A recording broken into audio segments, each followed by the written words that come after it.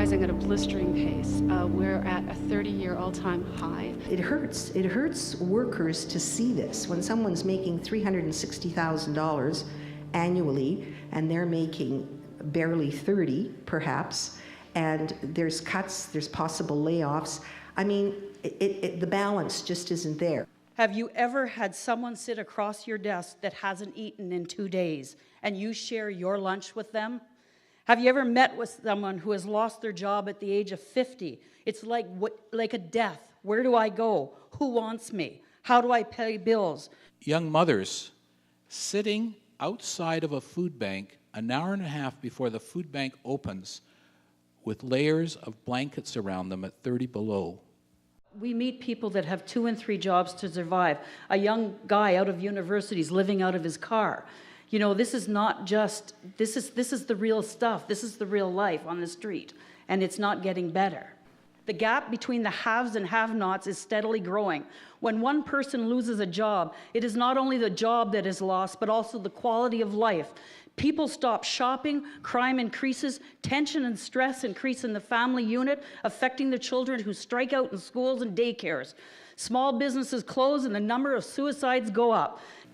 We sat in the hospital waiting room for 6 hours in the hallway on a gurney till the doctor finally came and talked to him.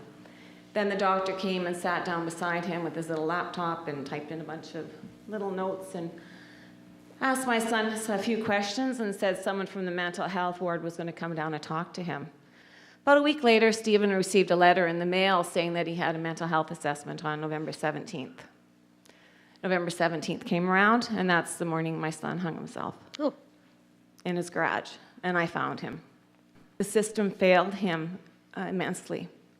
Last year, another boy ended his life on May 1st, and then in October, another one of the friends ended his life. So there's been 3 of them in 6 years, all the same age, all went to high school together.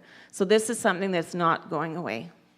We have a system that isn't working. They are not taking care of their injured workers, and they're working more and more towards that. We have 63% depressed, 15% have contemplated suicide, and really sad to see is that the suicide numbers among injured workers is going up.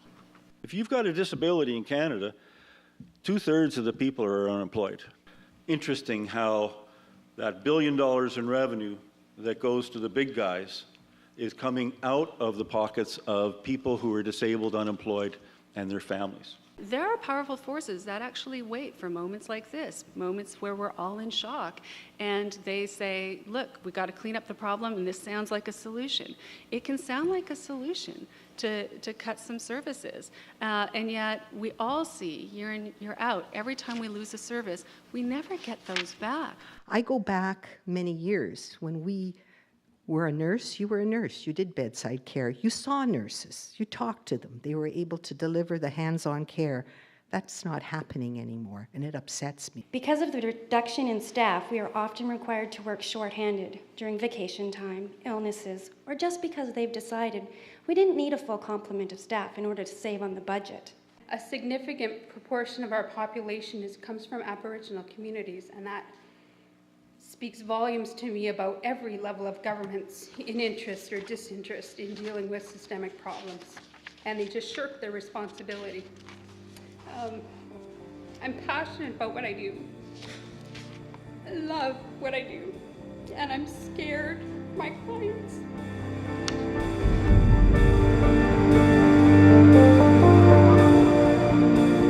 For information on family division, please press 1.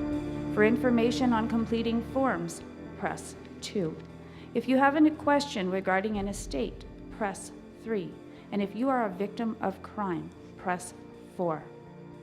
I just want people to remember that there's an illness or an accident, and you've heard some stories today about how your life can change on a dime. Every single person in this room is one step away of being on social assistance.